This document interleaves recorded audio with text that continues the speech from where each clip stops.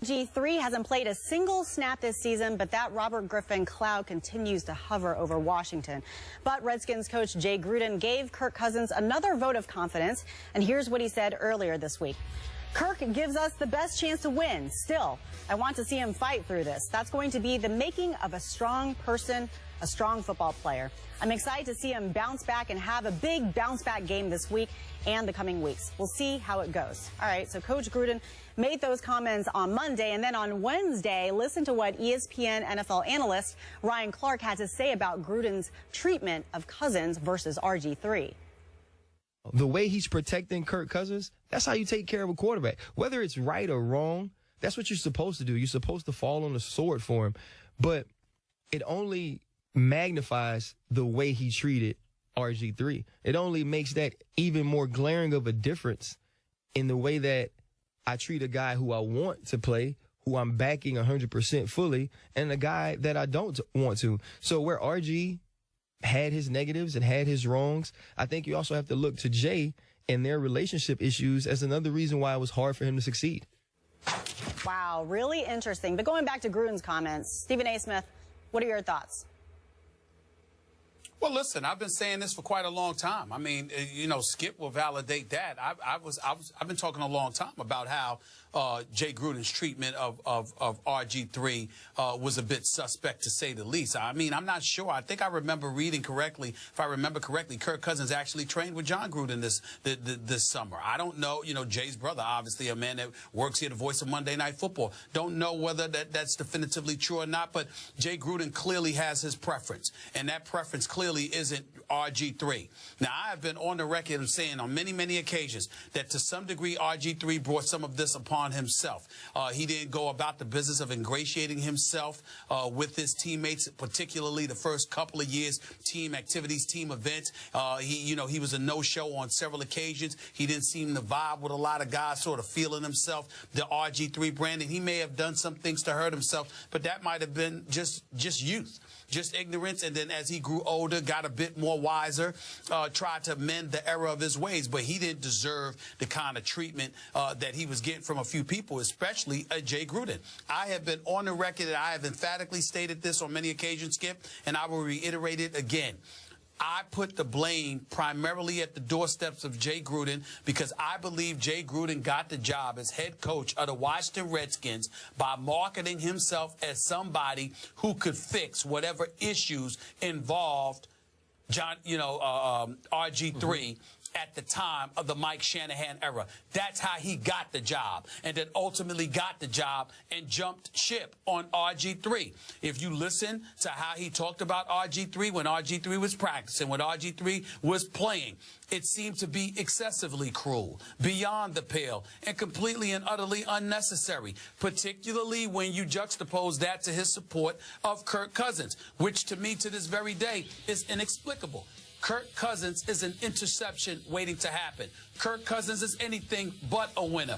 They were ready to throw a parade in D.C. when Kirk Cousins won a game a few weeks ago. I think it was against the Philadelphia Eagles when he won and connected with Pierre Garçon for that 23-20 victory over the Philadelphia Eagles. It was sort of, like a resurrection. I don't even want to call it a resurrection. I don't know if it was an epiphany, whatever the word you want to use. Nobody expected Kirk Cousins to come through.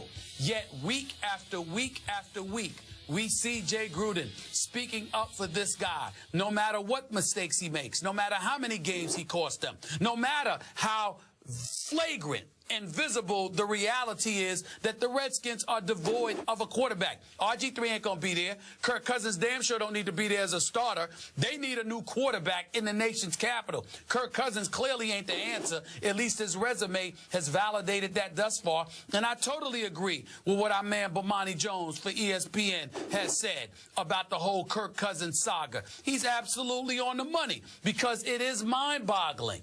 It's one thing to sit up there and to see RG3 be recognized as somebody who's not the future of this franchise. It is another thing entirely for Jay Gruden to act like, oh, we have our quarterback for the future, and his name is Kirk Cousins. It is mind-boggling how this man who is supposed to know so much about football, all right, could come to that conclusion, because I don't know anybody else who has seen that.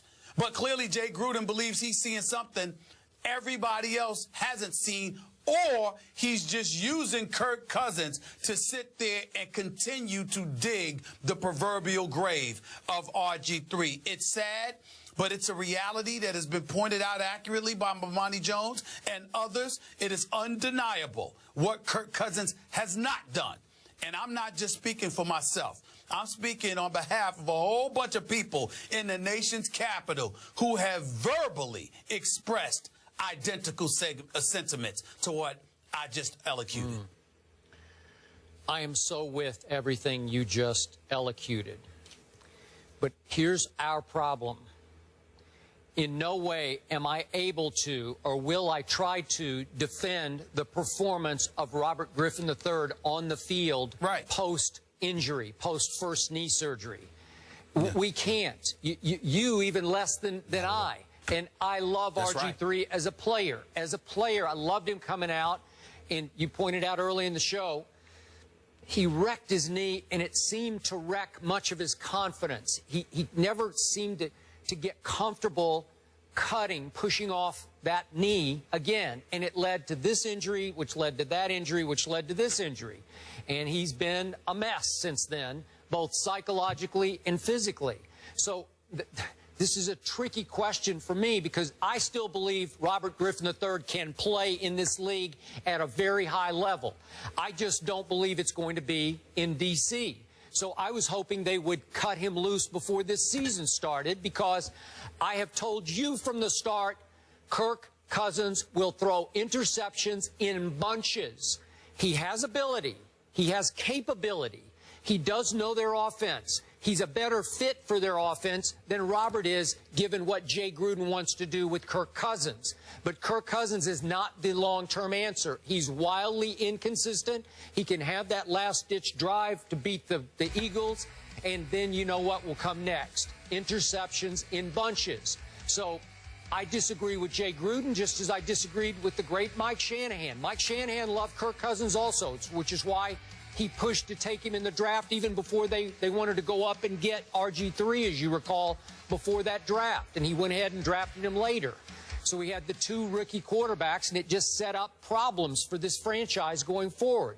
So my point to you is, what Jay Gruden did last year to Robert was, I loved your phrase, it was excessively cruel. And now it looks laughably sad, given how he continues to overly defend Kirk Cousins, to the point that last week he said, well, it was windy out there today, in trying to defend Kirk Cousins' interception. It was windy out there. That's just flat out rock bottom pathetic. But as our friend Ryan Clark said, that's what you're supposed to do for your starting franchise quarterback. You're supposed to defend him when he has a rock bottom game. That's what you have to do to keep his confidence propped up.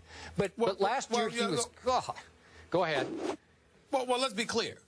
You are supposed to come to the defense of your quarterback. Yeah. But you're supposed to utter things that are plausible, that make sense, that allows us to sit up there and say we can understand that. When you're blaming your quarterback's putrid performance on the wind and weather conditions, you know, when everybody else has to deal with it, it's just pathetic. That's number one. Number two, the Redskins are 2-4 on this season. The two victories that they've had, Kirk Cousins hasn't thrown an interception.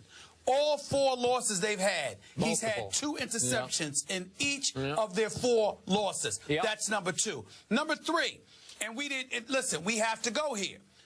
You know, when Bomani Jones was interviewed by the Washington Post, when he said what he said on the air, and people were you know, talking about it, the Washington Post even had to bring up the issue of the black quarterback.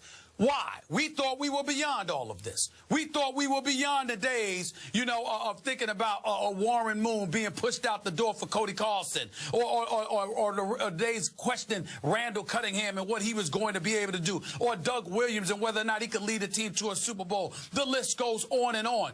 We thought we were beyond this black quarterback issue.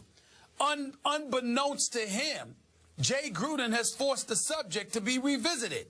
And it has absolutely nothing to do with what's going on the field. It has everything to do with how he's willing to treat one quarterback compared to another. Okay. Because if when RG3 made these mistakes, you saw how Jay Gruden talked about him. Well, but Kirk Cousins makes these mistakes. Oh, it's going to be all right. I mean, it's the weather, it's the wind. He's a good guy. He works very hard. We believe in him and blah, blah, blah. So it's not really about the performance.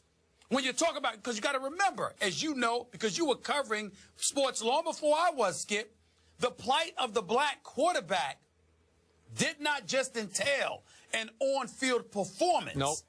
It entailed how receptive individuals were to giving you a chance. And when you came to work every day looking to play that position as a black man, I agree. were they receptive to you? Or were you playing in a hostile environment? We didn't think about that for quite a long time. Now Jay Gruden has forced us to revisit it just because of the manner and the degree in which he has gone to supporting Kirk Cousins. That might be unfair to some people, but they ain't on the other side of this. We're watching RG3. We know he's played sorry. We know he hasn't been the same since his injury. We know all of this stuff.